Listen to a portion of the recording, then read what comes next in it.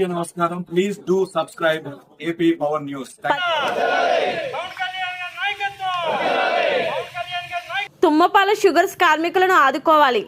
Anakapalli Thummapala sugar factory దినసరి వేతన కార్మికుల కుటుంబాలను ప్రభుత్వం ఆదుకోవాలని కార్మిక సంఘం నాయకులు గొర్లి శ్రీనివాసరావు, ఆకుల శ్రీనివాసరావు కోరారు. సోమవారం ఫ్యాక్టరీ ఆవరణలో కార్మికులతో జరిగిన సమావేశంలో వారు మాట్లాడారు. తొలుత కూటమి నాయకుల చిత్రపటాలకు పాలాభిషేకాన్ని చేశారు. ఈ సందర్భంగా వారు మాట్లాడుతూ గత 5 ఏళ్లలో వైసీపీ ప్రభుత్వం దినసరి వేతన కార్మికులను చిన్నచూపు చూసిందన్నారు. ఫ్యాక్టరీని అర్ధాంతరంగా మూసివేయడంతో పాటు దినసరి వేతన కార్మికులకు రావాల్సిన బెనిఫిట్స్లో అందించలేదన్నారు. దీంతో పెద్ద సంఖ్యలో కార్మిక కుటుంబాలు రోడ్డున పడ్డాయన్నారు. పలువురు మనోవేదనతో ప్రాణాలు సైతం విడిచారన్నారు.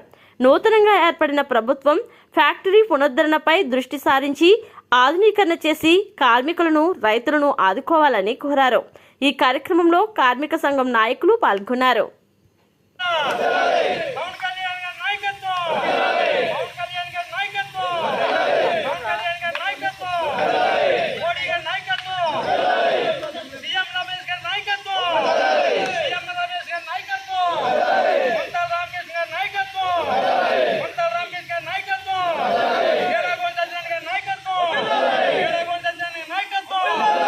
మన కార్మిక సమస్యల గురించి మొత్తం మీద ఈ రోజంతా కూడా కార్మికులు ఎంతో శ్రమించి ఎక్కడైనా సరే కార్మికులు ఎవడైనా పని చేస్తే ఒక ఇల్లు కట్టి పెళ్లి చేసి పంపిస్తారో, కాకపోతే 30 సంవత్సరాలు బట్టి ఇక్కడ చేసినా సరే ఎవరికి కూడా ఏ కార్మికుడికి ఏమీ కూడా జరగట్లేదు ఇక్కడ.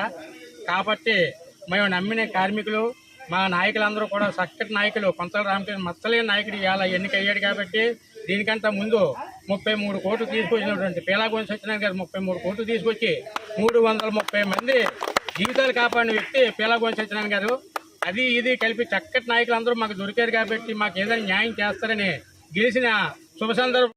మాకు కార్మికులు 400 మంది సుమారుగా ఉండేవారు. గత ప్రభుత్వం చేస్తానని మాయ మాటలు చెప్పి ముందుకొచ్చింది, కానీ చేయడం కనబడలేదు. కానీ మరి మాకు రావాల్సినటువంటి విఆర్ఎస్ గ్రాడ్యుయేట్ రావాల్సి ఉంది, కానీ అది ఇప్పుడు వచ్చి రాలేదు. 5 కోట్లు బకాయిలు వచ్చాయని అన్నారు, అకౌంట్లో వస్తాయి అని అన్నారు. ఇప్పుడు వచ్చి మాకు ఇవ్వలేదు. కానీ ఈ కూటమి వచ్చింది, మోడీ గారి నాయకత్వం, పవన్ కళ్యాణ్ నాయకత్వం, చంద్రబాబు గారి నాయకత్వం వచ్చింది. కాబట్టి మాకు రానున్న Please subscribe our channel AP Power News.